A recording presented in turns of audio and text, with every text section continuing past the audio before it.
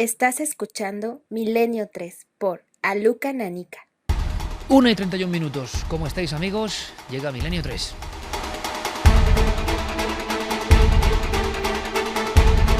Y llega como cada 7 días, con un sinfín de noticias, de informaciones, de documentos, de testimonios, de sensaciones, todo eso que casi nadie nos cuenta. Aquí estamos nosotros para hacerlo, para contarlo.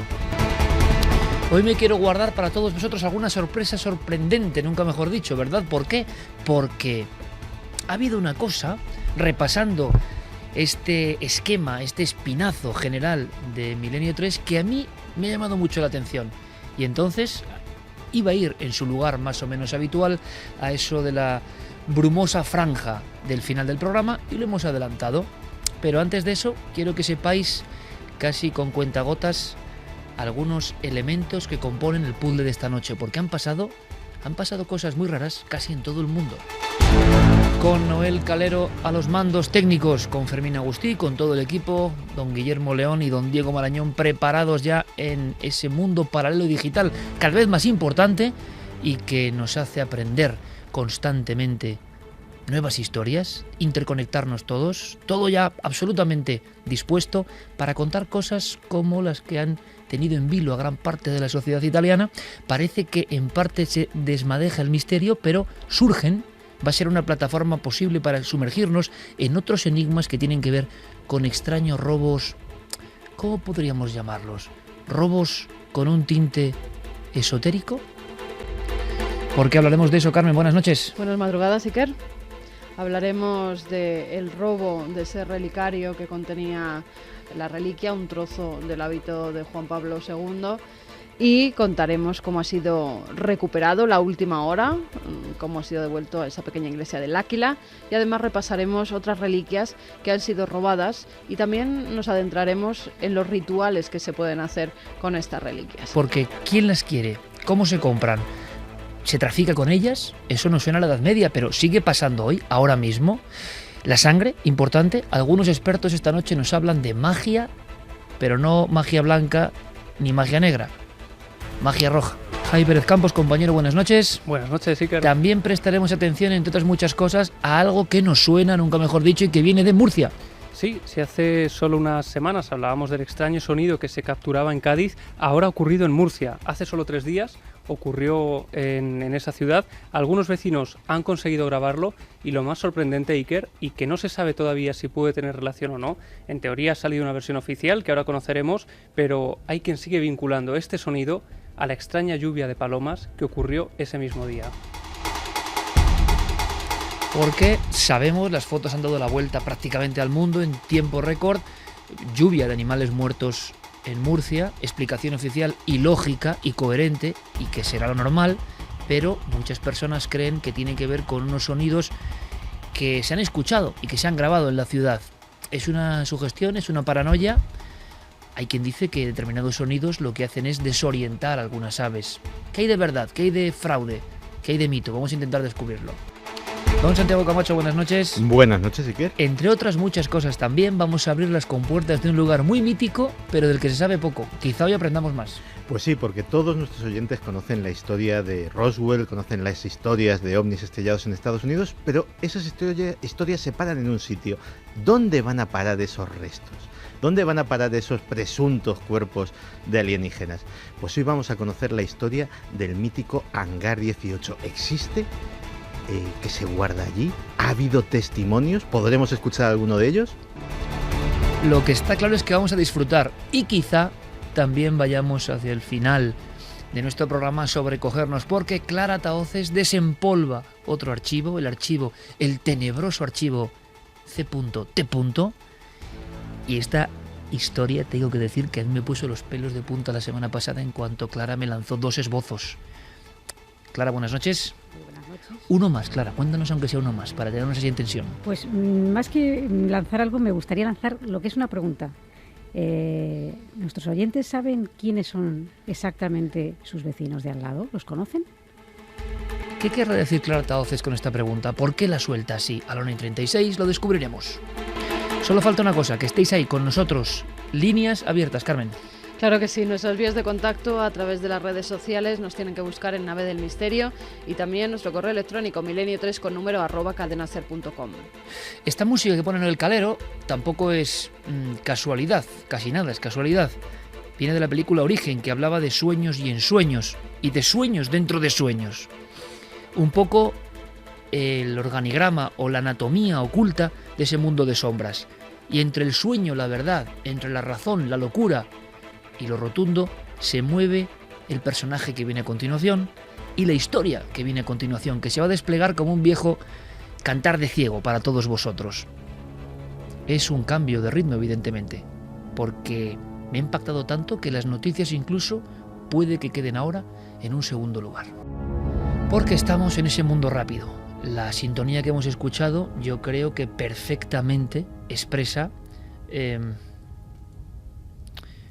lo centelleante del universo del siglo XXI. La información corre a la velocidad de la luz, no hay tiempo casi para la reflexión y desde luego si algo se ha perdido, se han ganado muchas cosas, pero si algo se ha perdido es la tradición del mundo del relato, de lo oral, el mundo del cuento, el mundo de la aventura que transfiguraba a los oyentes y también al que lanzaba el relato para los demás.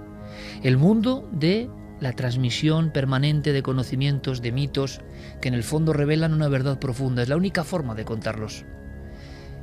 El mito, la leyenda, transfigurada, exagerada a veces, reducida en otras, se convierte en la única manera de llevar una serie de valores, de moralejas, de instrucciones para la vida y también para observar los enigmas que guarda en sus entrañas, las sombras y las luces. Y veréis, me he imaginado a mucha gente hoy en una región de España donde evidentemente, claro, es lógico el progreso en los teléfonos móviles, en las tabletas, en la información rauda que ya no sabe de fronteras. Ningún pequeño por pueblo diminuto que sea, ninguna aldea por minúscula que tenga su estructura, se salva ya, se beneficia en el fondo de toda esta posibilidad nueva. El mundo en una red. Por tanto, quizá esta historia ya no se cuente. Por tanto, lo que vais a escuchar ahora quizá ya permanezca en las páginas ocultas y olvidadas de la historia de las generaciones. Pero durante mucho tiempo, durante por lo menos 70 años, la historia que ahora vais a ver y vais a sentir y vais a escuchar, relanzada de nuevo al espacio por el arte de nuestro compañero Diego Marañón, con la voz pivotando o vertebrando todo de José María del Río, el maestro, pues es algo que se contó en su día, en muchos esquinazos, en muchas barranqueras, en las pequeñas plazas sin nombre de algunos pueblos de las Urdes. Porque yo recuerdo todavía, hace 20 años, cómo me contaron a mí esta historia. Y esta historia me la contaron delante de la hoguera. Y esta historia a mí me la contaron con unos cánticos y con una especie de ensalmos que provenían, según algunos, de tiempos de los godos. Después, en esa reunión diferente, en esa reunión que hoy quizás sea casi imposible, resulta que empezaban a surgir otras cosas, cosas prohibidas, y de pronto el mundo ordinario se detenía, y de pronto, como un latigazo, unía las almas de todas las personas que estaban en esa reunión, y de pronto es como lo que estamos haciendo ahora, cuando alguien se pone demasiado serio a contar historias que tienen que ver con el inframundo, el ultramundo, la realidad velada, todo el mundo se contagia de ese virus invisible. Todo el mundo cambia el gesto. Todo el mundo cambia la actitud. Todo el mundo es consciente de que de pronto ese mismo mundo es muy desconocido. Todo el mundo sabe que en la siguiente carretera, en la siguiente esquina, tal y como le pasó a este hombre o a este otro, a aquella mujer, nos puede ocurrir a nosotros. El espanto, lo daimónico, el enviado de otro lugar, el visitante que se cruza en nuestro camino y que luego se convierte en cuento, porque es la única forma de que siga vivo nuestro pensamiento, de que sepamos que no lo conocemos todo. Es la única forma de que a pesar del transcurrir de la tecnología, el transcurrir de la cultura, el transcurrir de incluso la economía, que sepamos en cierto momento, cuando nos ponemos serios, que seamos muy conscientes interiormente de que estas cosas siguen, aunque hayamos doblado su página de la historia, aunque hayamos dado carpetazo, aunque lo intentemos, de vez en cuando, siguen apareciendo con su aviso. Yo escuché esta historia en Noche de Ánimas, que tenía nombres y apellidos. Se había convertido en un drama, se había convertido en una cosa casi tabú. Y por eso vi que debajo de los sombreros oscuros de los hombres más veteranos de las urdes aparecía junto a las arrugas del rostro ese gesto, esa expresión indefinible que yo sabía que era cosa seria. Allí nadie se lo tomaba a broma. Los hijos de los hijos, los padres, los abuelos y los lances con el misterio. Lo curioso, y ha pasado esta semana, es que teníamos preparada esta dramatización. El equipo de producción de la SER ha trabajado de lo lindo para que os sintáis dentro de este cuento real. Y por si faltaba algo, resulta que nuestro compañero Javier Pérez Campos recoge una historia similar mucho más cercana en el tiempo y que parece el mismo calco. La misma diapositiva medio vieja que se cruza con una realidad que ya no entiende. En mitad de un mundo que va por un camino aparece la sombra de lo otro, de lo innombrable, de lo luminoso. Lo sagrado, lo extraño, lo que no es humano, se aparece con algún mensaje. Y a veces el mensaje parece no muy positivo. Es lo que le ocurrió a este hombre. Os aseguro que ahora mismo estoy viendo a las ancianas enlutadas junto a la hoguera y su gesto de auténtico terror. Ya había muerto la víctima, ya había muerto el testigo, pero su recuerdo no. Su recuerdo necesitaba ser contado una y otra vez, porque el bosque sigue teniendo sus peligros, la noche sigue siendo frontera de algo que no es físico. Por tanto, las nuevas generaciones de cuando en cuando tienen que escuchar el viejo cantar. Esta historia nos habla de un hombre que ya es leyenda urdana, y los más necios pensarán que leyenda no es verdad, cuando la leyenda es la única forma de conservar eso en el formol del tiempo. Las viejas en las urdes, las últimas de su tiempo, de un tiempo ya olvidado, contarán seguro en un último esfuerzo a esos niños que tienen el móvil y la tableta, que ven la televisión, que están en otro mundo. Aprovecharán el instante para el momento justo, como rito iniciático, contarles que cuidado, que el monte sigue vivo, que la noche es demasiado oscura y que a veces, aunque parezca increíble, aparecen personajes con nombres inolvidables, nombres que cuando los niños lo escuchan se quedan grabados para siempre, por su sonoridad, por lo que representan, por lo que traen en su capa negra. En este caso, es la historia real, repito, de uno que ya nadie olvida. Da igual el tiempo que pase. En las urdes, en los umbríos valles del norte de Extremadura, todo el mundo pone el gesto serio cuando se habla del tío del bronce. El Gasco, al norte de Extremadura. Octubre de 1945.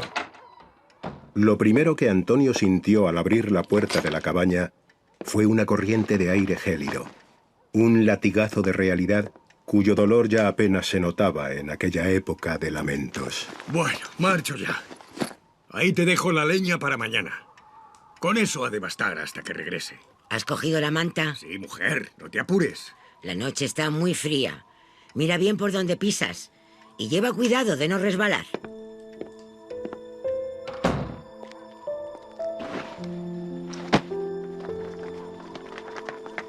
Antonio Domínguez Crespo, a sus 58 años, se echó el hatillo al hombro y emprendió el camino hacia los oscuros prados cercanos a Nuño Moral.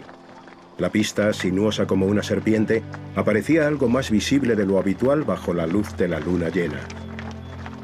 La Sierra de Gata y el Valle del Ambroz eran testigos mudos de aquellos pasos en mitad de la noche.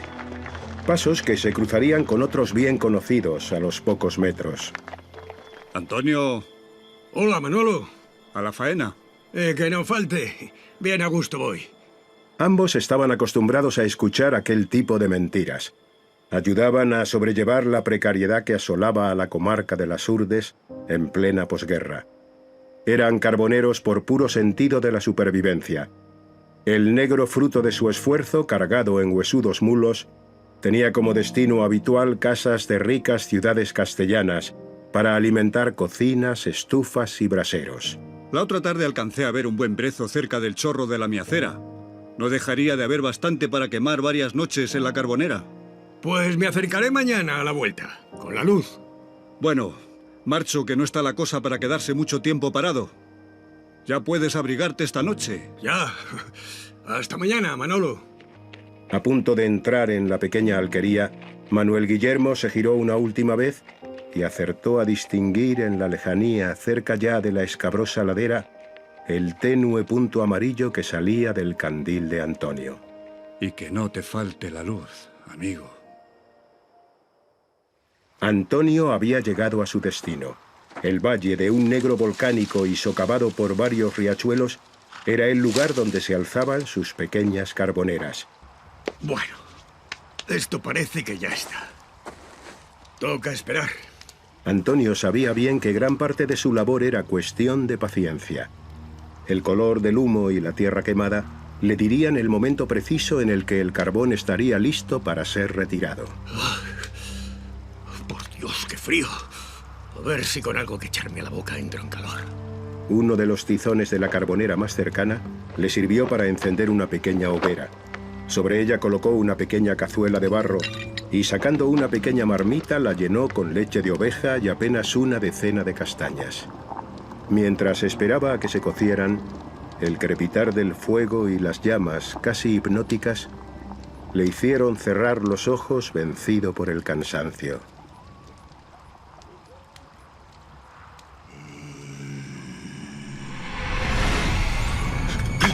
¿Qué pasa? La tierra pareció abrirse en mitad del vasto territorio del valle, entre las escarpadas paredes verticales de roca. El río Malvedillo enmudeció por unos instantes ante aquel terrible sonido que había cruzado los montes rasgando el aire como una cuchilla. Aunque procedente sin duda de algún punto de la Sierra de la Corredera, se le antojó como salido de las entrañas del infierno. Antonio trató de fijar sus ojos en la oscuridad que se extendía ante él. No encontró nada. Maldita sea. Ha debido ser un mal sueño. O el hervir de las castañas que me ha jugado una mala pasada. El hombre echó a un lado la pequeña manta y se puso en pie con la intención de echar un vistazo a las carboneras, en cuyo interior seguía cociéndose el negro carbón.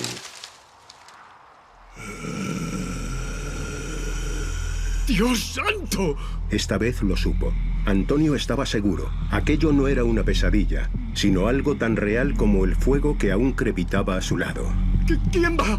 De pronto, a unos metros, alcanzó a verlo. Sus piernas empezaron a temblar. Sin embargo, no era ya el frío lo que atenazaba a Antonio, sino el profundo miedo que empezó a recorrerlo de arriba a abajo. Es como bronce. Talmente de bronce. No me haga daño. Ante sus ojos aparecía un ser antropomorfo, vestido con un reluciente traje de aspecto metálico y envejecido. Una máscara a modo de casco cubría por completo su cabeza, en la que destacaban dos ojos inmensos, ocultos tras lo que parecían cristales opacos. Los correajes que cruzaban su cuerpo y ciertos detalles de su indumentaria trajeron a la mente del desdichado Antonio la imagen de un soldado salido de una guerra librada en otro tiempo. ¡No es posible! ¡Está flotando! ¡Es cosa del demonio! Efectivamente, aquel ser no parecía apoyar sus pies en el suelo. Suspendido en el aire, alcanzó el punto más alto de la carbonera. Sin embargo, el intenso calor no parecía afectarle lo más mínimo.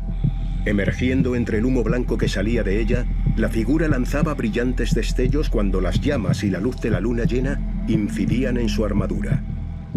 Lo que quiera que fuese, fijó su inquietante mirada en Antonio. ¡Protégeme, señor! ¡Es el demonio, el mismísimo diablo que me quiere llevar! ¡Socorro! ¡Socorro! El carbonero echó a correr en mitad de la noche. No quiso volver la vista atrás, ni siquiera para comprobar si la figura le estaba siguiendo. Su único objetivo era llegar a su cabaña y escapar del inesperado visitante infernal. En la soledad del valle junto a las carboneras, aquel ser imposible y daimónico sencillamente se desvaneció en la oscuridad, como la llama de una vela al apagarse.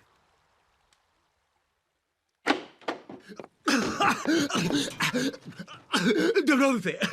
¡Era del color del bronce! ¿Pero qué haces aquí? ¿Qué dices? Ay, ¿qué te pasa? Del mismo bronce, Juana.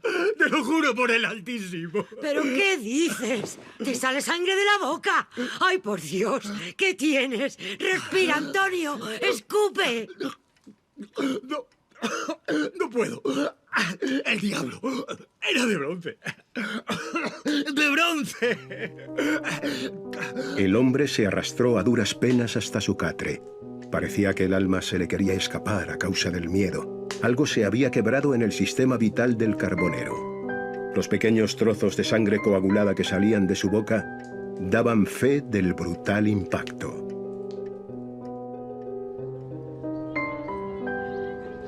Pues dicen que al Antonio se le apareció el diablo la otra noche. A saber qué mal bicho encontró. Un escarrapichado, al parecer. Sí, y también lo vieron por los bancales del Carrabusino. ¿Y cómo está el Pechona? Tuvo fiebre. Los días se convirtieron en meses y los meses en años.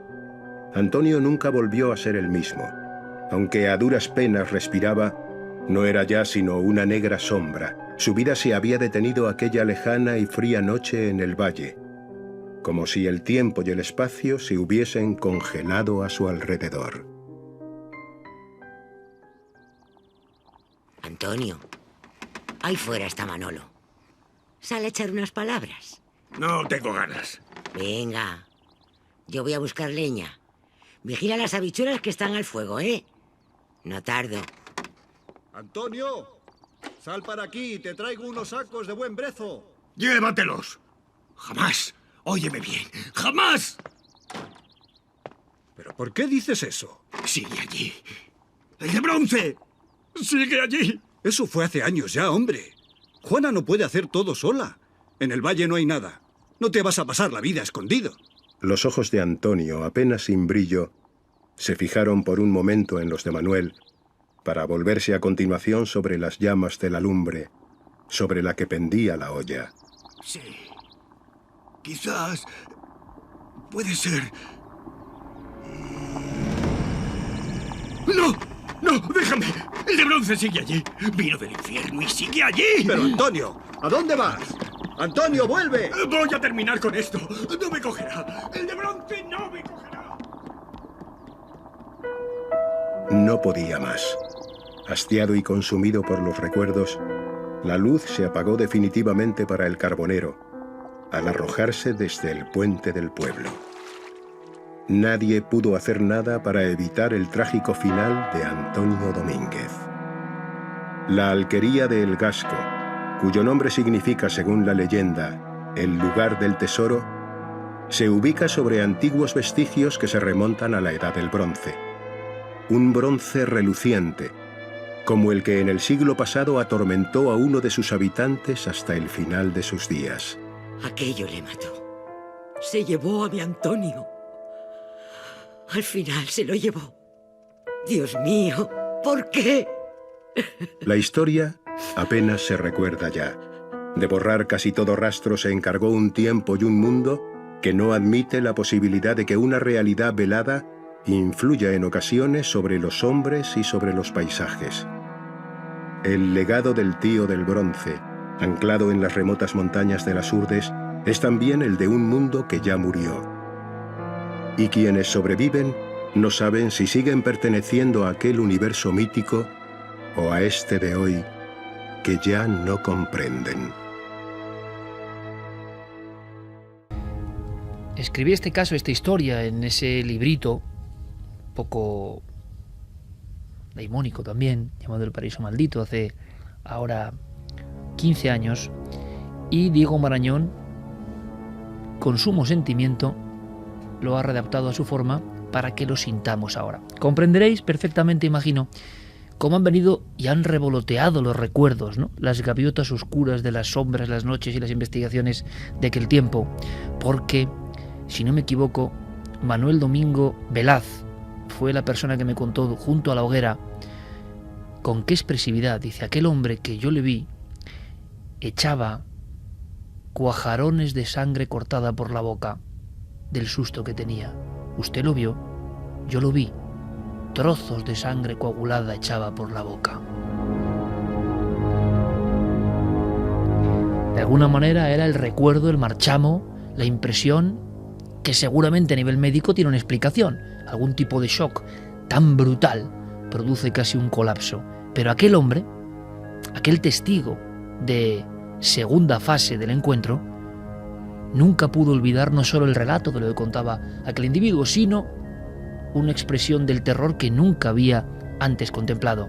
Alguien que sangrase, que emitiese esos coágulos por el impacto, por el enorme impacto de lo que acababa de contemplar. Después, mucho tiempo después, Javier Pérez Campos, junto a Israel Espino, descubren algo que yo no conocía, al César lo que es del César, y que ponía el broche final, que yo no conseguí en su día, y que así se investiga, ¿no?, durante generaciones. Y la de Javi, que es una nueva generación, encontraba junto a Israel a la persona que tuvo que hacer el llamamiento al juez de paz para levantar el cadáver de este hombre, que no es ningún cuento. Se ha transformado en cuento, pero es el ejemplo de cómo los cuentos llevan profundísimas verdades. Por cierto, antes de que me cuentes algo, Javi, nuestro agradecimiento a todo el equipo de producción de la SER, a Diego por escribir la historia, a Carlos Piñero, a Francisca González, a Nacho Gijón, a don José María del Río, ni más ni menos, a Alfonso Sanz por todo ese trabajo, y a Juan Antonio Merallo, porque gracias a ellos de vez en cuando podemos vivir las historias, y yo tenía esa ilusión de que todos, no es cuestión de sobrecogerse, sino que nos metiésemos en la mente mítica, en la mente que ya casi no existe, en la mente que pervive por fortuna solo en algunos lugares. Y vosotros, Javi, para poner colofón a esta historia, encontrasteis a las personas que tuvieron junto al juez que alzar el cadáver, y si no me acuerdo mal, el propio juez, era tan raro lo que había allí que no quería firmar el parte de defunción. Sí, nos encontramos allí a Cristino Crespo, que era la persona que se había tenido que hacer cargo del cuerpo sin vida del tío Picholas, ¿no? Que además nos decía que era una noche de perros, que él casi lo vio cómo se lanzaba por el puente al río, y la noche era tan terrible y el médico no quería subir hasta el Gasco por la noche tan terrible que hacía, que él mismo tuvo que bajar, jugarse la vida y con una cuerda atar el cadáver de este hombre a los pilares del puente para que no se lo llevara la corriente. Y se mantuvo allí atado el hombre que había muerto por la aparición, que no había logrado desalojar de su mente la aparición, que puede tener diferentes formas, pero que en este caso le pareció un hombre que flotaba, casco ovalado, oscuro o del bronce brillante, y que le pareció, como decía Diego en su historia, como un soldado venido de otro tiempo, ¿no? Sí, y que recordó hasta el día de su muerte, es decir, que parecía que ese recuerdo le atormentaba constantemente, como le había ocurrido también, Iker, a otros vecinos de las Urdes, concretamente de esa zona del Gasco, que también en ese lugar habían tenido encuentros con un ser de características muy similares.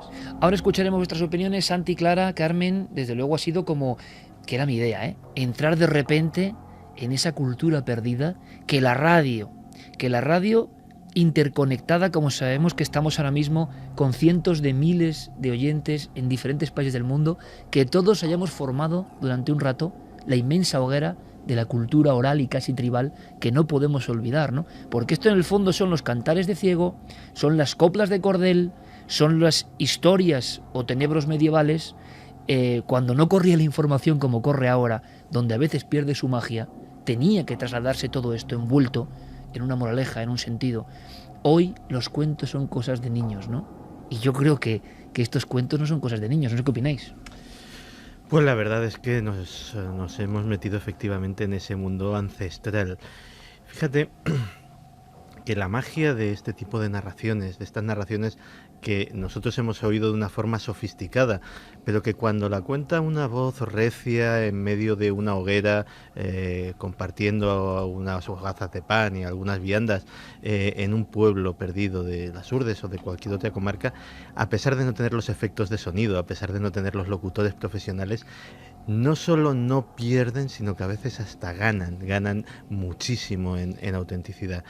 Y entonces, yo que había leído la historia en tu libro y que tenía tengo mi propia teoría racional, te olvidas de la explicación racional, te olvidas de todo y hasta te olvidas de la importancia de decirla o de contarla, porque ¿para qué? ¿Para qué vas a estropear la magia de la tradición oral? ¿Para qué vas a estropear la magia de estas maravillosas narraciones?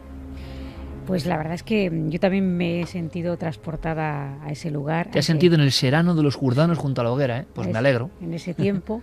Y yo, por destacar otro aspecto de la historia, me ha llamado la atención ese tormento, ¿no?, que persiguió a este hombre hasta el final de sus días, que por como lo describes tanto en el libro, que también lo leí, como lo ha contado ahora muy bien, relatado también Diego, tiene toda la pinta de ser una víctima de un shock postraumático, es decir, algo tan grave que te marca y que obviamente en esas tierras te conviertes casi en algo raro tú mismo, ¿no? En un bicho raro tú mismo, y como no recibes ningún tipo de ayuda, tratamiento psicológico, algo para paliar, independientemente de que fuera lo que viera, tuviera o no una explicación, a él le impactó de tal modo que transformó su vida para mal, en este caso. Quizá en otro contexto a lo mejor la hubiera transformado para bien. Esto es lo que pasa que además el ser era de un aspecto tan sombrío. Diréis algunos de vosotros, amigos, y con mucha razón, tan estrafalario, tan increíble. Bueno, pues ahora viene una sorpresa. Tú has estado en esos veranos muchas veces. Sí, y a mí, ¿sabes? Me volvía a la mente a esas cenas con guisos de panes y peces, con esas ensaladas de naranja, y cómo la gente de allí te contaba estas historias que habían cambiado su vida. Eso era lo importante. La verdad es que cuando te encuentras ante estos testigos, que cuesta sacarles las palabras porque lo que han vivido les ha impactado demasiado. Al principio por el miedo de qué dirán en el pueblo, y luego cuando se envalentonan a contárselo a unos periodistas, parece que se quitan un peso de encima y que por fin dicen: ¿y usted me puede explicar lo que yo vi? Y quien se encuentra entonces el periodista, en nuestro caso el investigador, o que queréis llamarle, con esa impotencia tremenda, porque no puedes ayudar. No puedes ayudar. Contarle otros casos para que no se sienta el único, para que vea que esto ocurre en el resto de España también y en otros lugares del mundo. Parece que eso les calma un poco, pero siempre se quedan con la cosa: ¿y qué fue lo que yo vi? ¿Fue algo demoníaco? ¿Fue algo venido de otro planeta? No saben muy bien explicarte, que ni ellos mismos le dan una connotación. Este caso, por ejemplo, va a hablar Santiago Camacho esta noche del Hangar 18. Pues bien, este caso se produce en el norte de Extremadura antes. La iconografía que tenemos del mundo de los extraterrestres, por poner un origen quizá posible a este caso, no se había ni inventado, no era compartida por la humanidad, y sin embargo en algunos sitios se veían cosas que, si este hombre pudiese dibujarlo tal y como lo describía, pues podía ser perfectamente el humanoide arquetípico, ¿no?, con un casco. Y varios dibujos, si buscáis en internet, por ejemplo el ser de Johannis en Italia, en los años 40 también, curiosamente, una gran cabeza bombada, dos, parecen lentes, ¿no?, en mitad del casco, una boca muy pequeña, tan pequeña como una raya, y que le produce eso, una seriedad al gesto, una osquedad que impresiona. La nariz apenas son 2 puntos. Bueno, pues se parece mucho, y eso ocurrió, si hacemos caso de las crónicas históricas, en los Alpes en 1947. Este caso es anterior y es muy parecido. No había ningún tipo de conexión ni de posibilidad, ¿no? A mí lo que me sigue impresionando muchísimo, de verdad, y no sé si lo habremos conseguido o no, pero no hace falta que sea un lugar exótico, un lugar apartado. Cuando en una reunión, cuando en una mínima reunión, sea de amigos, sea de alguien, de pronto, pero con verdad, saca un tema que tiene que ver con el misterio, se produce un extraño ensalmo compartido. Uno nota que hasta la densidad del aire ha variado, y de pronto en una reunión que podía ser frívola, que se podía estar hablando, y lo hemos vivido todos los que estamos aquí, me imagino, y la mayoría de los oyentes, y de pronto ha ocurrido algo que se comparte, que se transmite, que no sabemos en qué nivel de la realidad está, pero todas las personas de esa reunión han entrado como en un círculo de una atención especial, de una sensibilidad especial. Parece que todo ha variado y que se está hablando de cosas que pertenecen a un mundo apartado, pero que a todos interesa, ¿no? Se produce esa extraña comunión con el misterio en este tipo de relatos. Quizá por eso, por la fuerza de esa magia que se sentía, han ido teniendo su éxito a lo largo de generaciones, quizá hasta ahora, ¿no?, que estamos en el cenit o en el final casi de ese tiempo, ¿no? Bueno, y ese era el miedo que nosotros teníamos, Iker, cuando acudimos a las Urdes, que todas estas historias se hubieran perdido para siempre con las nuevas generaciones. Y de hecho lo que nos encontramos allí no era nada halagüeño, es decir, ya solo las personas mayores recordaban este tipo de cosas, y hubo una escena que a mí me impactó tremendamente, ¿no?, y que no la contamos en su día. Y es que yo llevaba bajo el brazo El paraíso maldito, ese libro que abrió las Urdes a mucha gente que la desconocíamos, ¿no? Y de repente yo recuerdo tener algunos nombres subrayados, nombres que llevaba grabados a fuego en la memoria, a los que intentaba incluso localizar preguntando a algunas personas. Y lo que me impresionó es que ya todas esas personas estaban en el Campo Santo. Allí estaba su nombre, su fotografía y sus historias perdidas para siempre. Bueno, perdidas no, porque el cuento inmortal, solo que con una asistencia de miles, de cientos de miles de personas, continúa ahora, a través de esto que estamos haciendo ahora. En el fondo es el último homenaje a aquella gente que contaba para media docena de personas, para una docena de personas sus cuentos, creyendo que quizá nunca van a salir de ahí, pero gracias en esta intervención, o por desgracia dirán algunos, esto es conocido, el cuento se sigue transmitiendo, ¿no? Sí, pero en eso Javier tiene toda la razón. Posiblemente nosotros, y ya en último extremo su generación, seamos los últimos que hayamos podido acceder a la esencia de esas historias, porque cada uno sus vivencias, sobre todo si son vivencias inéditas, vivencias que no puede comparar con nada, las relata con el filtro de su cultura, de lo que conoce, de lo que ha vivido. Cuando sucedieron estas historias, cuando se originaron estas leyendas, había culturas autóctonas. Casi cada pueblo, cada comarca de España tenía su propio acervo cultural. Ahora mismo estamos en una cultura globalizada. Ese filtro, esas gafas con las que interpretar esas experiencias únicas, ahora ya son únicas, ya son unificadas. Ya todos tenemos exactamente el mismo par de antiparras y vamos a decir que esto ha sido la chica de la curva, vamos a decir que esto era un alienígena, vamos a decir que esto era un fantasma o un duende, pero porque ya es lo que hemos visto en la televisión. Tenemos un manual de instrucciones mentales común. Efectivamente, ya tenemos un catálogo y una forma de catalogar nuestras experiencias común, y se pierden matices y sobre todo se pierde poesía. Desde luego, Santiago, desde luego. Vamos a poner punto final a esta historia y como veis es sorprendente. Ahora vamos con toda la actualidad, por supuesto, con todo lo que ha pasado, con nuestra otra función, ¿no? Que es contar lo que pasa, pero de vez en cuando, ¿verdad? Yo creo que también compartís ese gusto, la poesía nos llama, la poesía profunda del misterio, que al final, como decía aquel, ¿verdad? Solo creo en las verdades poéticas, las verdades racionales me interesan cada vez menos, porque quizá aquí dentro sí que hay una historia enorme. Las sombras de la noche apareciéndose, cultura oral que recuperamos, pero sorpresas, compañeros, porque precisamente esta semana, y lo podemos asegurar, yo muchas veces lo digo, es que luego la gente, no me refiero a los oyentes, a los que estáis ahí, porque vosotros sois de nuestro club de alguna forma, nos hemos cultivado juntos a lo largo de ya 12 años, pero el otro público en general, yo entiendo que diga, bueno, esto se lo está inventando Iker por el espectáculo, es que estábamos preparando la historia del tío del bronce, que llevaba semanas elaborándose, y justo esta semana, cuando nos dan el ok, cuando la podemos poner, resulta que llega un caso que por supuesto nadie tenía ninguna información, nadie, de que estábamos haciendo esto, un caso que llega de los años 70 y que veréis, lo vamos a contar muy rápido, pero qué similitudes, ¿no? En otro ambiente muy diferente, en la costa mediterránea, alguien desde niño permanece marcado por una visión que tuvo, y esa visión, estrambótica para algunos, se parece mucho a lo que tantos otros, por ejemplo, el tío Domingo, vivió en las Urdes. Vamos con ese caso, Javi, para redondear esta historia. Sí, es un caso que efectivamente nos llegaba esta semana, es el caso de Manuel, él lo recuerda perfectamente, ha pasado mucho tiempo de aquello, ocurrió en el año 73, él tenía 9 años, pero como las cosas que te pasan en la infancia, esta se le quedó marcada a fuego. Él estaba veraneando en Calpe, era mediados del mes de agosto aproximadamente, recuerda que serían las 6 de la madrugada, él estaba durmiendo plácidamente en una habitación junto a su cuñado, compartían esa habitación, y de pronto algo le despierta el sonido de la puerta de entrada.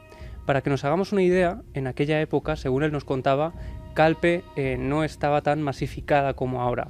Él dice que además el edificio donde él vivía pues tenía una parte que daba al mar, y la parte de atrás, que se utilizaba como aparcamiento, era una zona agreste, una zona que daba además a un campo muy peculiar.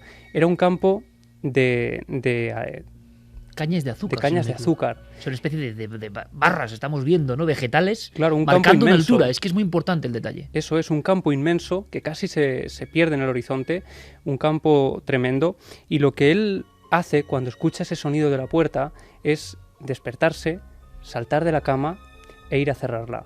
Y lo que ocurre es que de repente se encuentra con algo que él no esperaba que estuviera allí. La puerta que empezó a dar golpes se abrió, no sé exactamente qué hora sería, pero bueno, yo calculo como muy tarde, las 7 y pico de la mañana, las 7 y cuarto, las 7 y media, como muy tarde. Y esta puerta daba una especie como de corredor, como de corrala. Y en la parte posterior, donde los coches, se encontraba el campo de las cañas de azúcar. Y me fijé por un resplandor, entonces vi un ser que era alto, porque le llegaban las cañas hasta la cintura, iba todo de negro, en una especie como de traje único, me dio la sensación de que era todo negro. Y descubre que ese ser, que tiene además unos brazos y unas piernas desproporcionados, como demasiado altos para una persona normal, está totalmente inmóvil en medio de ese campo de azúcar. Le sobresale medio cuerpo a través de esas cañas, a través de esos matojos.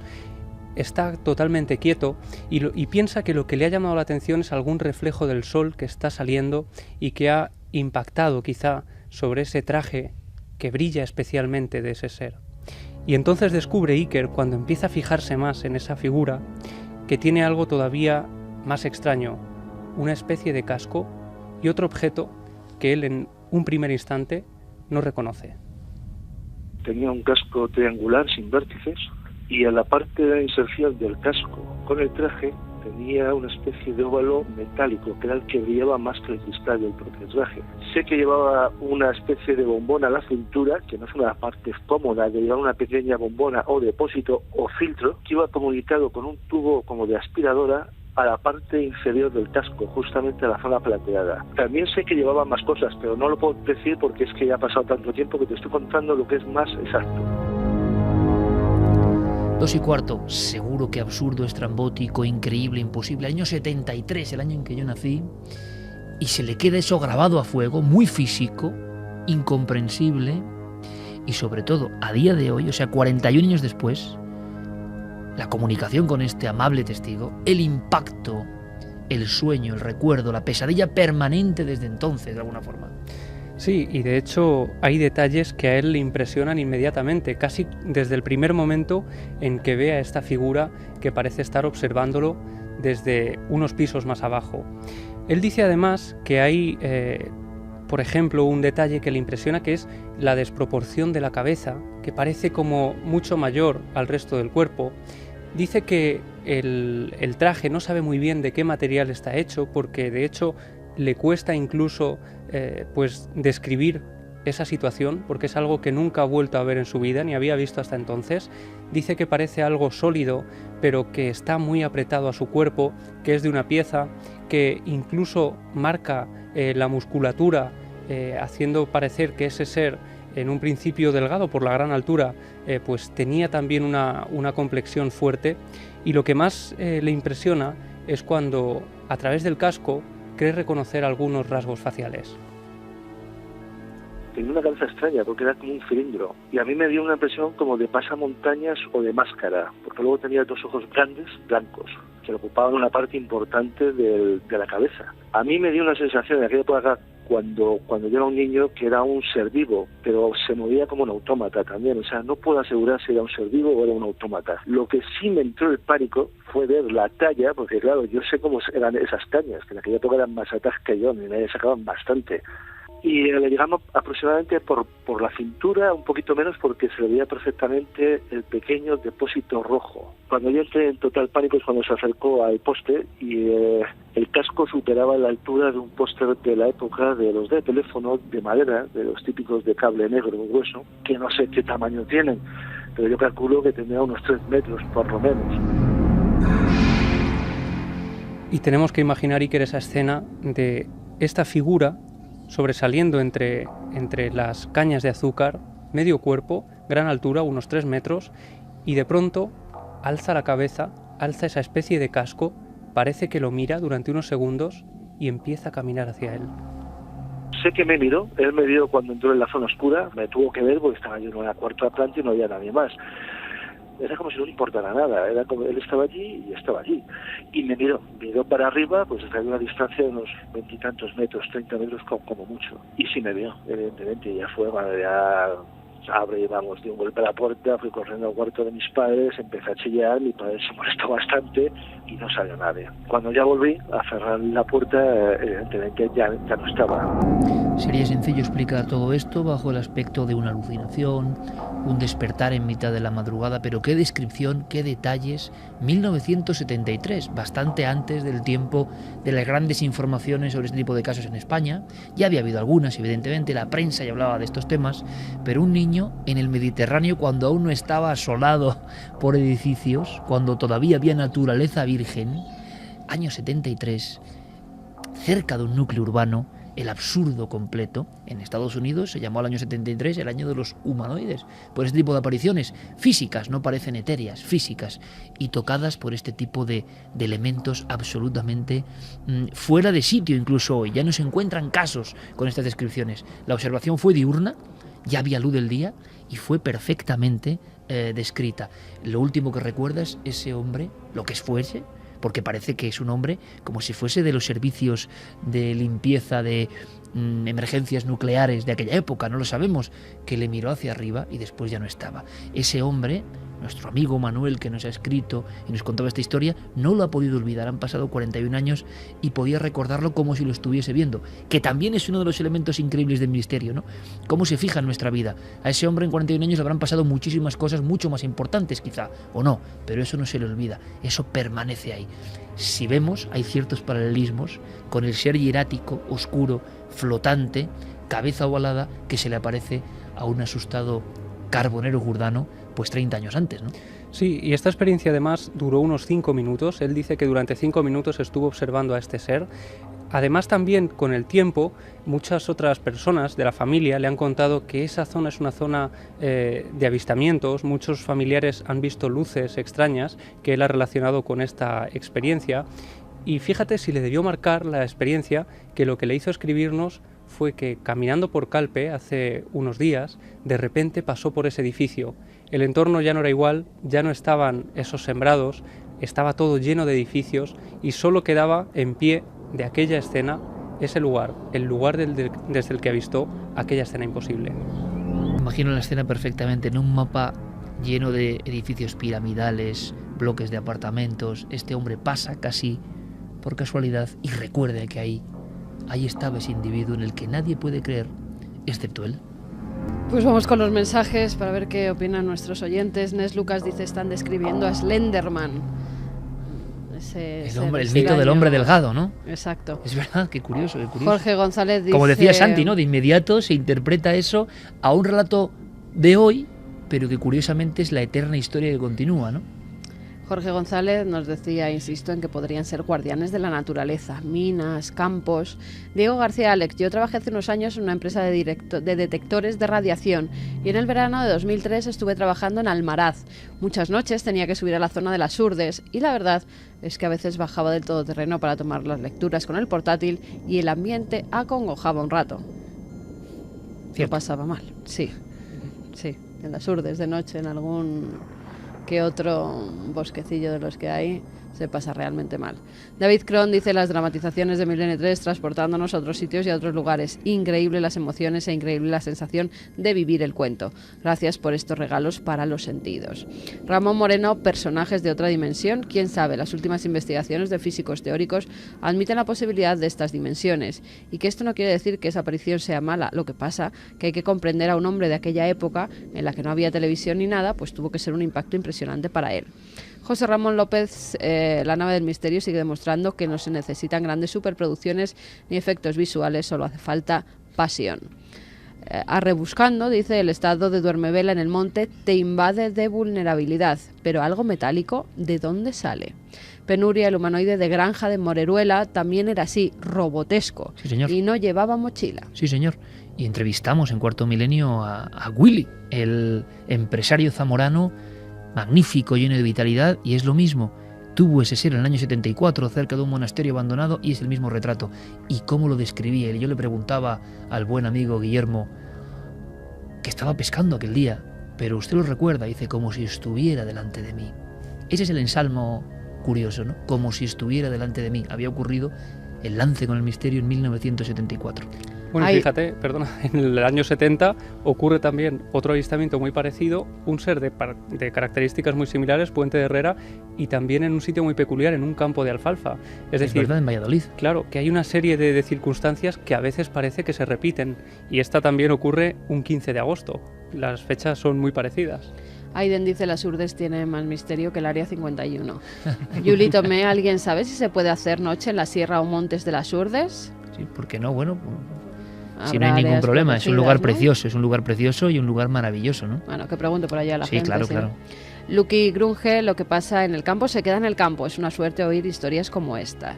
Alex Iso, las dramatizaciones de Nave del Misterio son mágicas. Permiten que cada oyente visualice la historia a través de su imaginación.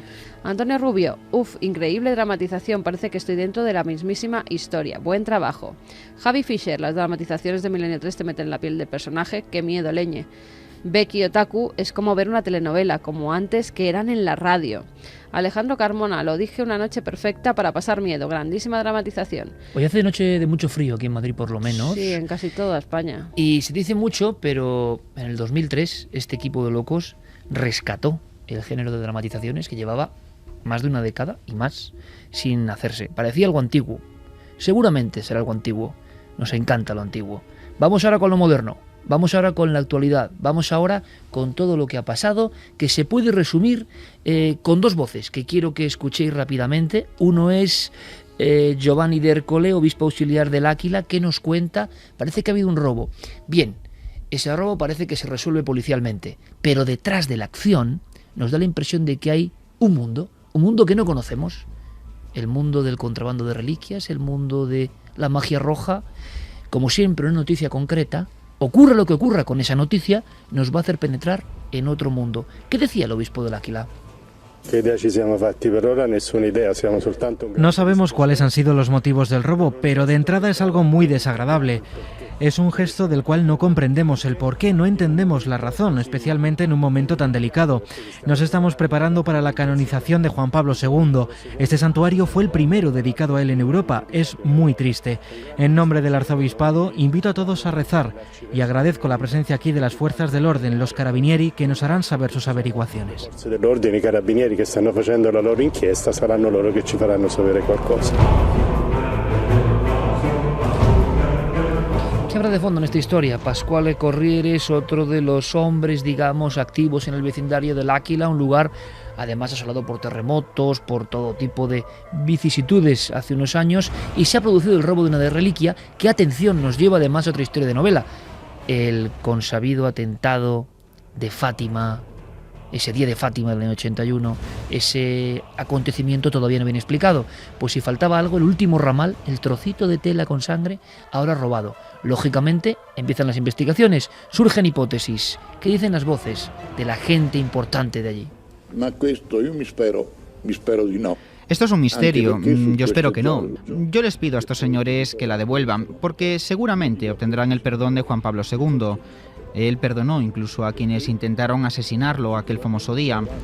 Esta pequeña cantidad de sangre que estaba sobre este trocito de su túnica hace referencia exactamente al día del atentado.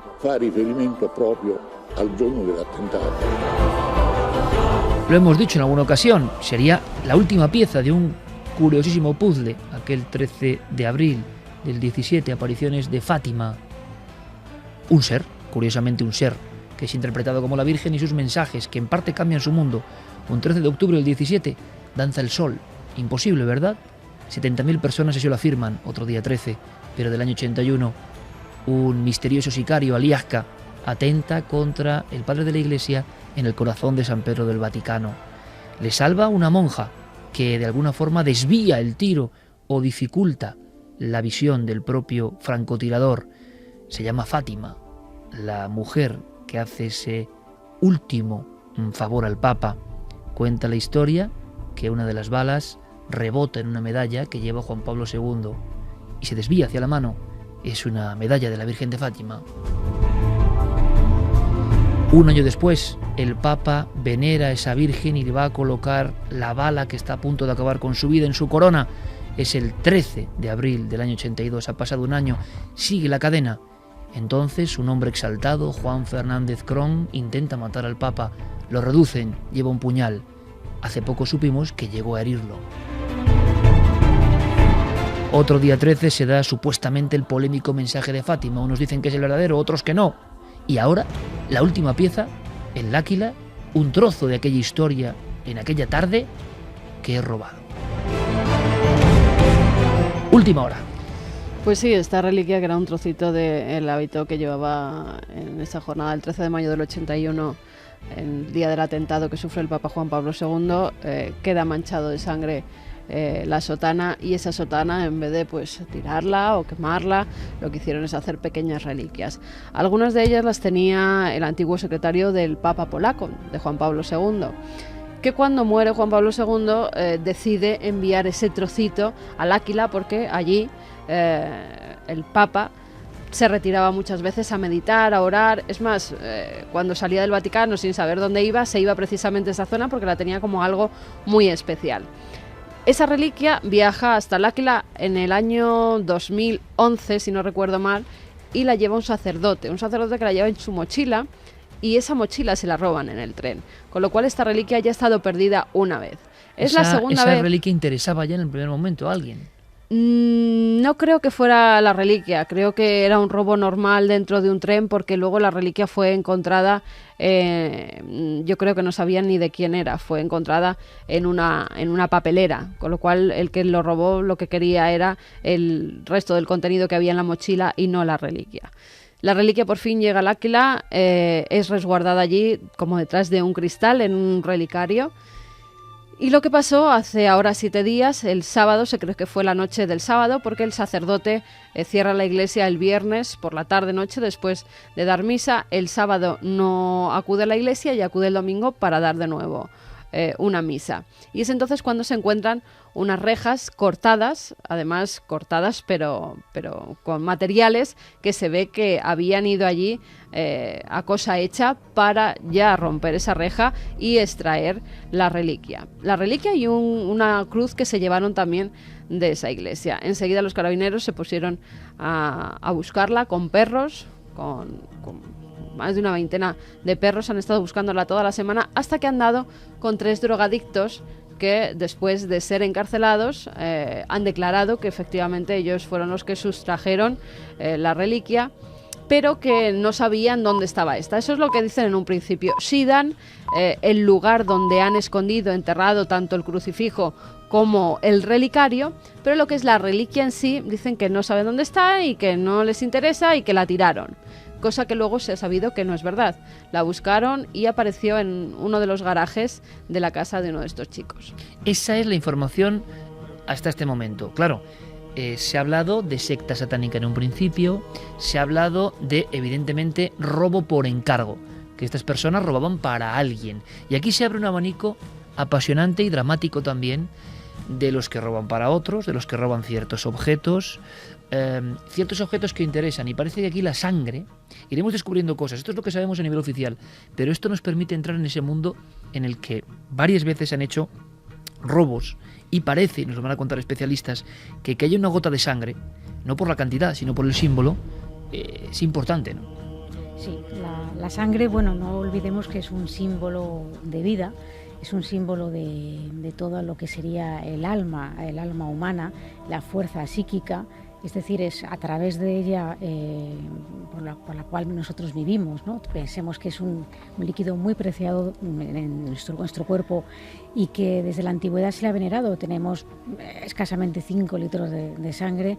Si esa sangre se derrama, nuestra fuerza vital se va con ella hasta perecer. Entonces, ese es un poco el motivo de que ese simbolismo tan importante de la sangre esté presente en casi todas las culturas y que en forma tanto de sacrificios con derramamiento de sangre para satisfacer a los dioses, como para pedirles algún tipo de favor, para restablecer salud. Es decir, hay muchas formas proceder con esa sangre, ¿no? Claro, pero en este caso se ha pensado sangre de una persona muy especial. Bueno, que lo no van a hacer olvidemos, santo. exacto, que la noticia, por eso se ha relacionado en el tema esotérico, místico, eso que hay algo más de fondo, ¿no?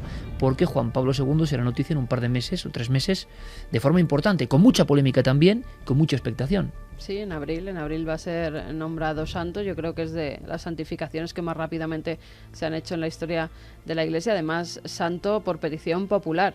Y se ha apuntado esa posibilidad de, al estar tan cercana a la santificación, el que pudieran haber robado la reliquia para pedir un rescate. Es decir, la robamos como con puro un argumento fin económico. Exacto, con un fin económico.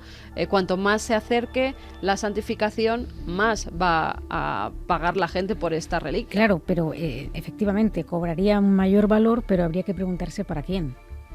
Porque claro, sabemos que ese tipo de objeto no se puede colocar en cualquier lado. Es decir, no es como... Una colección particular, algún coleccionista Exacto. particular. Y los hay, os lanzo la pregunta a vosotras dos que estáis metidas en el tema. A ver, los hay. Y que, exactamente, y que además es un tema como de la novela aquella de la... como era la novena puerta. Sí. Es decir, coleccionistas de reliquias muy interesantes, pero algunas tienen sangre. Vamos a hablar de eso ahora. Permitidme que escuchemos a Francisco Javier Arries, todo un experto en mundo vampírico, en mundo ritual, doctor en ciencias físicas, y que nos aporta algo muy interesante. ¿Por qué podía haber una trama oculta? ¿Por qué? Si la hay, en este caso o en otros, con sangre, aunque sea una mínima cantidad. Escuchad porque es muy interesante. Pues en principio en todos aquellos ceremoniales y rituales en los que se practica lo que se denomina como magia roja, ¿no? Que incluye tanto elementos de sangre, a veces también elementos sexuales, y la sangre ahí es un valor fundamental para el ceremonial. Los rituales en los que podría emplearse son desde utilizarla para hacer pactos, es decir, para invocar a algún tipo de entidad más o menos maléfica con el objeto de pedirle algún tipo de favor, y pues darle esta sangre como como ofrenda, también mezclarla con la del propio oferente, es decir, la persona que realiza el rito o que está pidiendo que se haga el rito para obtener ese favor de esa entidad. Se puede también utilizar también para consagrar objetos, por ejemplo, objetos rituales del tipo del atamé o cuchillo ritual que se utiliza en ceremonias de todo tipo, incluidas las satanistas evidentemente, espadas, varas, etcétera. El uso que se le puede dar pues es muy variado. Evidentemente en Italia, aunque parece que respiran un poco más aliviados, pensaban que había un robo directamente por parte de miembros de una secta, de una logia, de alguien que le interesa esa sangre, como ha dicho Carmen muy bien, en un momento clave, a punto de una canonización clave, o, ojo, utilizar a personas intermedias, gente de lampa, entre comillas, para que evidentemente hagan un trabajo pagado por otros. Yo os lanzo la cuestión, porque me parece alucinante. ¿Existe? Porque claro, en la Edad Media se sabe que existía un comercio de reliquias, competencia incluso entre lugares, obispados, comercio y robo. Robo de reliquias. Pero claro, hoy en día, y sobre todo interesa el asunto de, vale, perfecto, con un tema de interés monetario, bien, puede ser interesante o no, pero con esto que contaba Arries, es decir, personas, ¿creéis que intentan realizar ritos, invocaciones, ceremonias, acercándose a este mundo de las reliquias u otros objetos? Bueno, en mi opinión, las creencias son tan libres como variadas.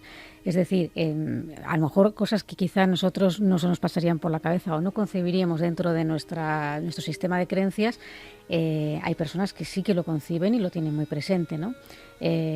Quizá no son cosas que se prodiguen a comentar en público, porque claro, quien hace esto, pues primero es gente en principio que dispone de un capital importante, porque estas cosas cuestan. Claro, ¿cuánto dinero. Costaría un trozo de la sotana Mucho. con sangre de Fátima del día más misterioso de la cristiandad en los últimos siglos?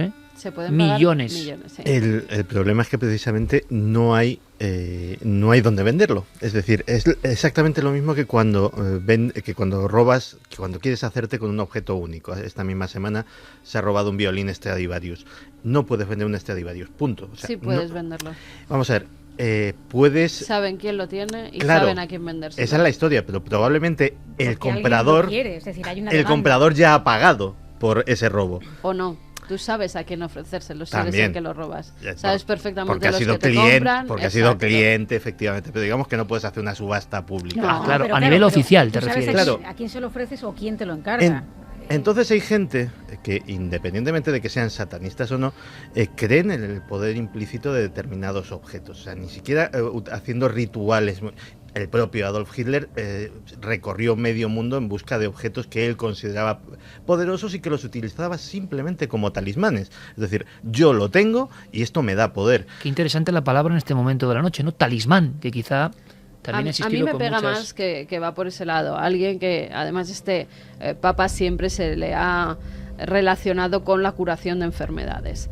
A lo largo de toda la historia eclesiástica se sabe que las reliquias las tenían los más poderosos, se llenaban las grandes casas y los grandes templos de estas reliquias precisamente porque creían que les iban a proteger de enfermedades y que cuando tenían estas enfermedades, si se pasaban el brazo momificado de Santa Teresa por la cabeza o si tenían el corazón de cualquier santa en su mesilla, pues en cierta forma iban a curar esos males. Es la creencia que se tenía. Lo hemos tenido tan cerca como Francisco Franco, que tenía el brazo incorrupto de Santa Teresa en su dormitorio. Y no olvidemos que yo he indagado alguna cosita sobre la muerte de Felipe II, que Felipe II ordena bajar parte de las 7.000 y pico, si no me equivoco, reliquias del Escorial, elige y las cuelga de lo que hoy serían los cortinajes casi, porque la escena a mí me impresionó mucho, ¿no? De la cama de dosel, los húmeros, exactamente, en la cama de dosel, humilde cama que sigue ahí en el Escorial, que dices, el rey más importante de la historia, posiblemente uno de los más importantes, bueno, estaba en un cátere prácticamente. Bueno, pues de su dosel, colgando, según las crónicas del padre Sigüenza, como si fueran mojamas prehistóricas de otro tiempo, ¿no? Oscurecidos, clavículas, brazos. Claro, tenía que ser fantasmagórico. Felipe II, temeroso, pensaba que el danzar de esos objetos y el sonido, me los imagino, de esos huesos tintineantes de manos, de trozos de niños santos, como suena, eso tenía que producir un espanto tremendo. Si le acompañamos de los cuadros más terroríficos del Bosco enfrente, pues claro, estas reliquias, ahora, Clara, Santi, Javi, Carmen, amigos oyentes, es muy fácil ver solo el objeto y que nos parezca como el que roba un souvenir. No, yo creo que no va por ahí. No, además se tenían las reliquias, vamos, es que hasta mi abuela, esos pequeños relicarios que daban en las iglesias y que los llevaban siempre con un imperdible en la ropa cogidos para protegerse, para proteger de las enfermedades. Del mal de ojo. Del mal de ojo, los cinturones de infante famosos que aparecen representados en multitud de cuadros y que un día, si queréis, podemos hablar de ello más extensamente.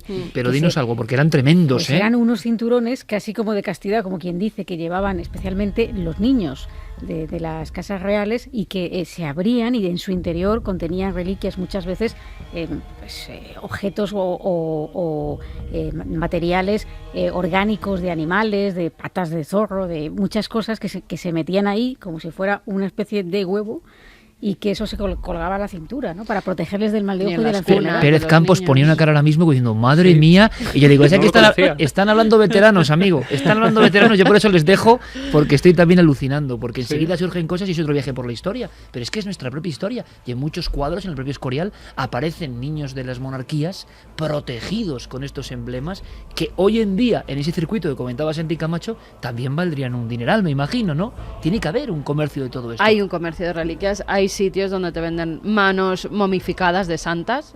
Es más, yo sé... Hoy, hace 2 días, pregunté el precio de una mano momificada de una santa. O sea, la gente me tomará por una friki, pero es para un trabajo, es para una cosa.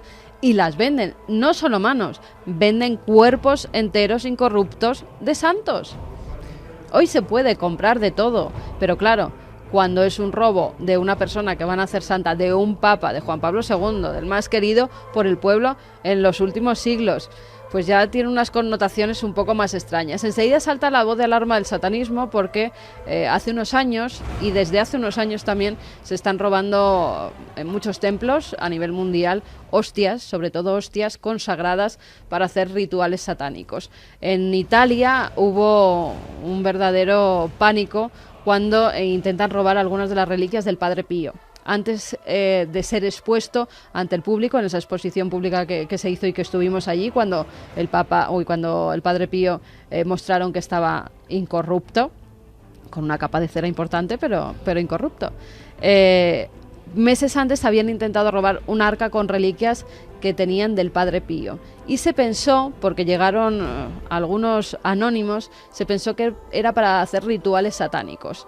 Hubo varios robos en una especie de triángulo que hacían varios pueblos de la zona, donde se encontraron además restos de animales, restos de posibles rituales. Y eso dio la voz de alarma, y por eso, al ser robada la reliquia de Juan Pablo II, enseguida se ha pensado que podía ser para algo satánico. E interesantísima la tertulia que continúa ahora. Lo que os decía, una noticia hace que escuchemos, sobre todo Javi y yo, a Santi, Clara y Carmen contándonos cosas apasionantes. Nos encanta. Mientras tanto, de fondo, Noel Calero, Hans Zimmer nos pone Ángeles y Demonios. Porque a veces, cierto es, la radio es una máquina del tiempo que nos permite viajar de las Urdes al Mediterráneo del 73 y de repente estar en el Vaticano, la Italia de hoy, del robo de reliquias, y al mismo tiempo en el siglo XVI, nos parece, ¿no? En el fondo todo está interconectado. Queremos saber más, pero por dejar zanjado o finiquitado el aspecto de que una secta satánica, hay quien lo sigue manteniendo, gente poderosa, hubiese pagado a unos ampones para hacer esta acción, fallida o no. Ahora los que están en el meollo, como dicen, ¿no?, en el argot se comen el marrón, nunca van a delatar a la persona que les ha encargado el trabajo.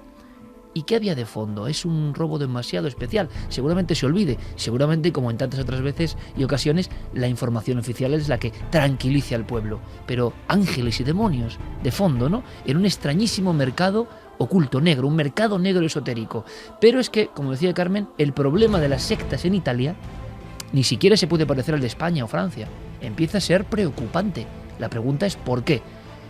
Francisco Javier Arries nos da un dato más. Pues la verdad es que las posibilidades son muchas. Ahora mismo en Italia hay un auténtico florecimiento de sectas de tipo satánico. No hablamos ya de sectas en general. Para poner cifras al tema, pues digamos que están registradas unas 8.000 sectas operando solamente en Italia, y que englobarían entre ellas unos 600.000 adeptos. Entonces es una cantidad bastante importante, repartida sobre todo en el norte de Italia, en las provincias más al norte, en el centro, cerca de Roma y del Vaticano, y en la isla de Sicilia sobre todo, ¿no? Y entonces pues están, por ejemplo, los Figli di Satana, en italiano los hijos de Satanás, que es una de las más activas y suele oficiar misas negras y orgías en cementerios. Las bestias de Satán se hicieron hace unos años pues tristemente famosas porque estaban involucrados en 3 asesinatos rituales y en determinados suicidios que ellos mismos habían incentivado. Hay otras como por ejemplo Cerchio Satánico, el Cerco Satánico, otra con un nombre bastante curioso como es el Imperio Satánico de la Luce degli Inferi, Imperio Satánico de la Luz del Infierno, las Esclavas de Satanás.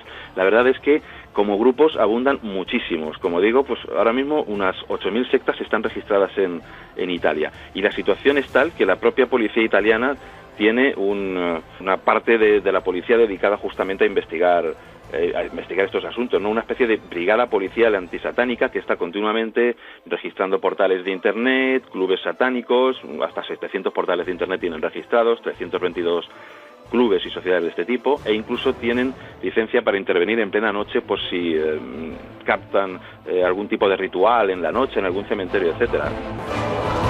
Con esta música me parece casi estar en el momento de la profecía afuera de Roma, cuando ese padre asombrado está desenterrando un cuerpo, creen que está el cuerpo de su hijo, y en la tumba aparece, si no recuerdo mal, un chacal, ¿no? O el esqueleto de un perro. Esa Italia profunda, que es muy profunda Italia, cuando quiere es muy profunda.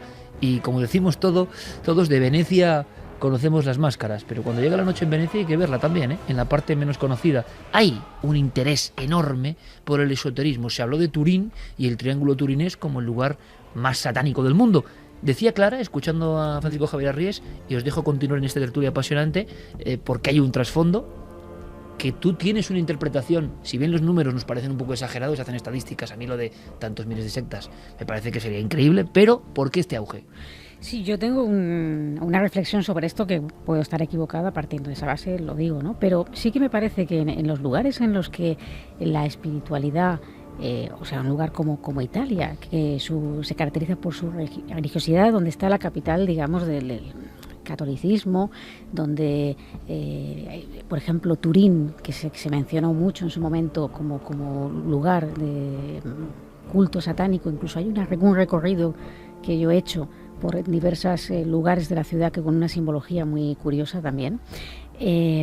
Hay una iglesia en cada esquina, o sea, es que es increíble, ¿no? Y dices, bueno, donde hay tanto, donde habrá mucha gente que comparta esto, ¿no? Esta religiosidad y este culto, pero la gente que, en fin, nace allí, se encuentra con aquello, ¿no? Y a veces, cuando te quieren meter algo por los ojos, a veces se produce ese rechazo y eso de voy contra esto, contra el sistema y contra lo establecido, una forma de rebelión. Quizá eso podría ser una explicación, desde mi punto de vista, de por qué hay un auge, aunque entiendo que las cifras que se barajan son exageradas, porque muchas veces se cataloga precisamente como secta satánica cualquier cosa, cuando sabemos que no hay tanto de ello.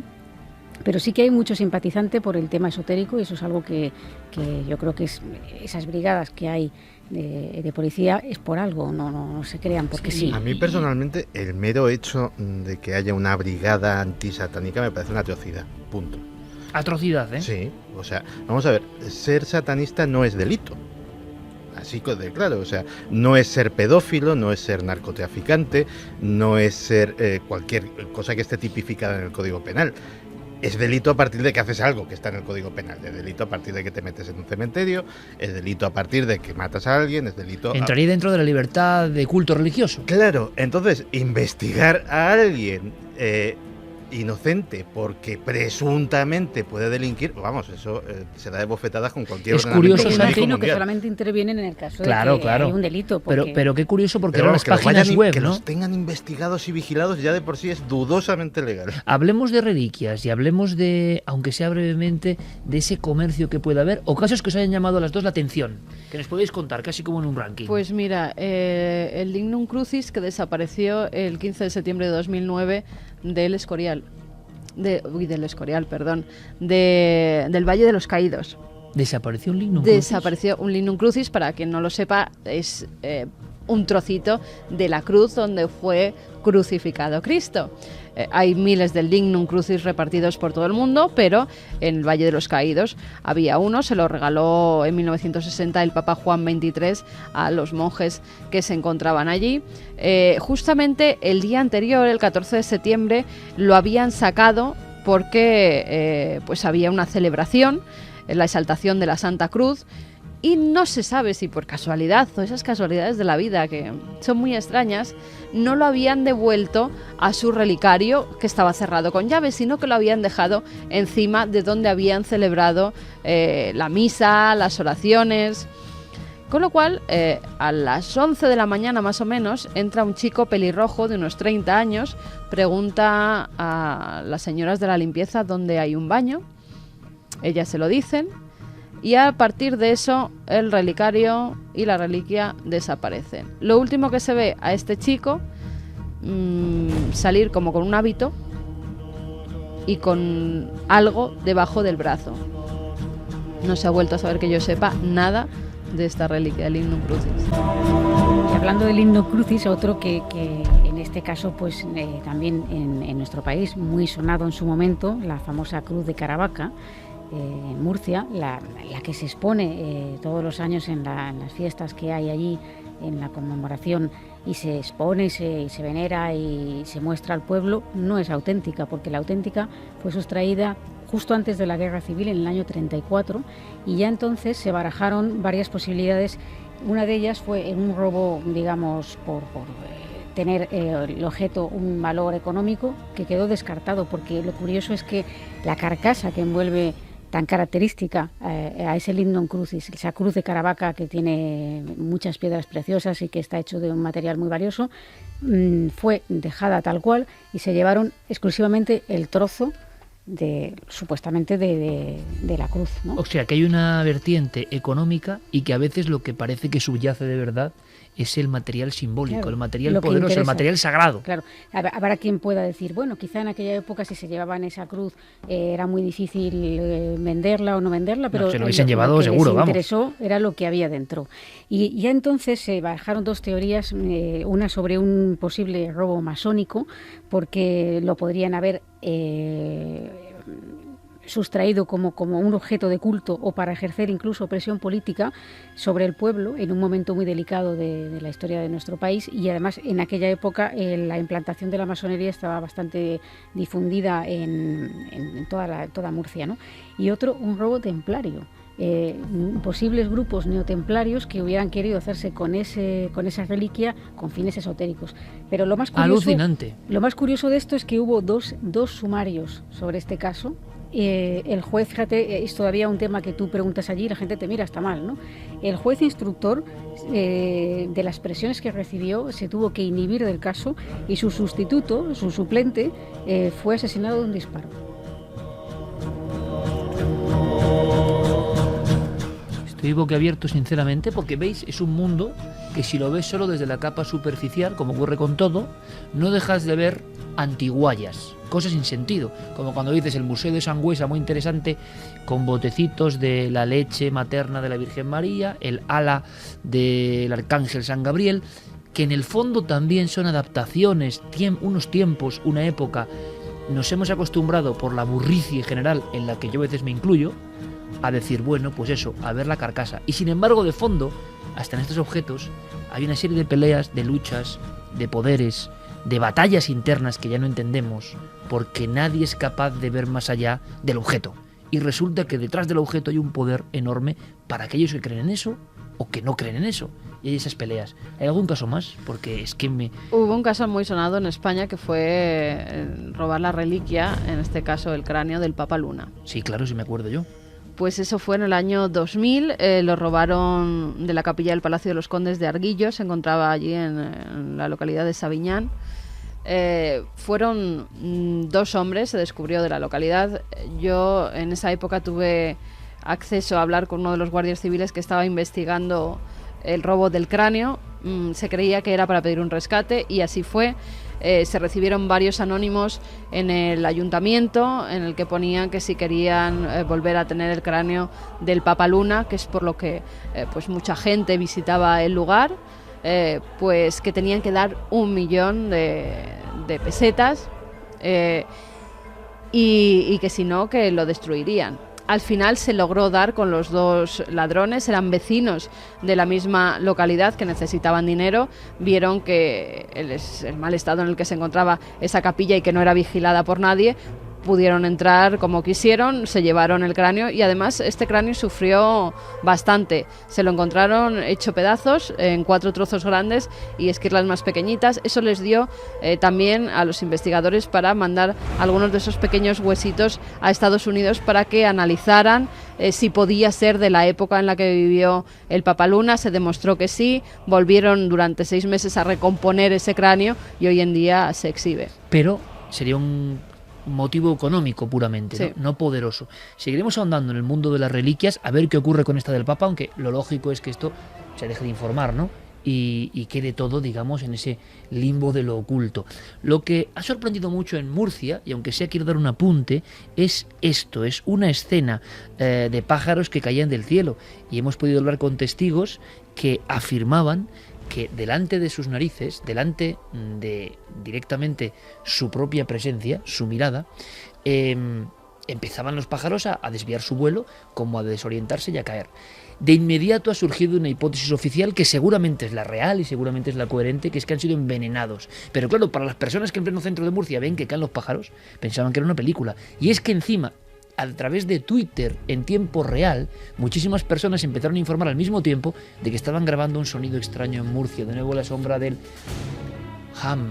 hum de fondo. Pero escuchemos algunas voces que Javi y el equipo y nuestro compañero Carlos Largo han podido obtener, porque no les convence a muchas personas en Murcia la hipótesis oficial. Escuchemos sus palabras. Serían las 8 de la tarde, no sé si las 8 menos 20 o las 8:20 aproximadamente. Era un sonido como de un avión que vuela muy bajo, o sea, como si el avión estuviera parado encima del centro de Murcia.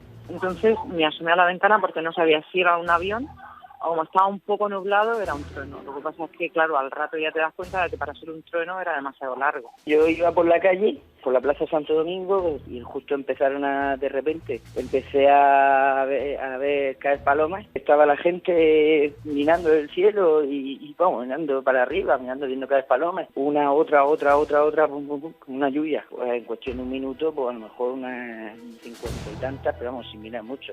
Es que fue muy extraño, fue todo en un minuto. Se habla de trigo envenenado y de Javi, la hipótesis oficial es esa, ¿no? Que han comido trigo envenenado, pero claro, es que la escena de, en cierto momento, caer todas a la vez en una plaza, me imagino que eso no se te olvida en la vida, ver cayendo a plomo los cuerpos y el sonido de las palomas cayendo muertas en el aire. Claro, en total hasta 150 palomas muertas que recogen, que le hacen la autopsia, y el resultado final es efectivamente que han sido envenenadas por un pesticida agrícola, por metomilo. Nosotros estuvimos hablando con Eduardo González, el jefe del Servicio Municipal de Salud en el Ayuntamiento de Murcia, y nos confirmaba que esta era la teoría oficial, que eran los últimos resultados, que no era nada dañino para la salud de las personas, y sobre todo él descartaba que el sonido pudiera haber tenido nada que ver. Lo que pasa es que allí ha estado nuestro compañero Carlos Largo, y él decía que, hablando con los vecinos, hay muchos que todavía relacionan estos dos hechos, desde luego muy extraños para que coincidan a la vez, ¿no? Sí, una casualidad, dejémoslo ahí. Pero claro, las personas, algunas ya saben que es todo el sonido, porque en Cádiz tú lo has liado en la televisión sacando el reportaje de Cádiz, con la buena gente de Cádiz comentándolo, y resulta que en Murcia ocurría lo mismo casi al mismo tiempo. La escena de los pájaros no es casual. Escuchamos rápidamente a nuestro compañero Carlos Largo, que nos envía esta crónica, que está allí en Murcia investigando. El pasado miércoles 29 de enero, alrededor de las 5 de la tarde, más de un centenar de palomas caían en distintas zonas de la ciudad de Murcia. Una de las zonas más afectadas y quizás donde la escena causó más impacto fue en la plaza de Santo Domingo. Allí muchos de los paseantes describen cómo caían literalmente fulminadas estas aves. Casualmente, también un par de horas más tarde, alrededor de las 7:30, 8, más de un testigo también me pudo confirmar que se escuchaba un ruido continuado y prolongado, como si fuera un avión. Un avión que no apareció en ningún momento en los cielos de Murcia y que también se ha relacionado con este fenómeno conocido como The Hum, que ha aparecido recientemente en otras ciudades como en Cádiz. Hay una versión oficial ahora mismo puesta sobre la mesa por parte del ayuntamiento, que es que estas aves que resultaron muertas fueron envenenadas por una sustancia llamada metomilo mezclada con trigo, un pesticida agrícola, y que pudo haberlas matado. Lo curioso es que más de uno de los testigos que pudimos entrevistar no está muy convencido, no se cree esta versión oficial, y todavía relacionan este supuesto sonido, esta mezcla de ruido que escucharon durante más de una hora con la muerte de estas aves. Una escena, como digo, prácticamente sacada de una película de ciencia ficción, como si fuera el apocalipsis de las aves.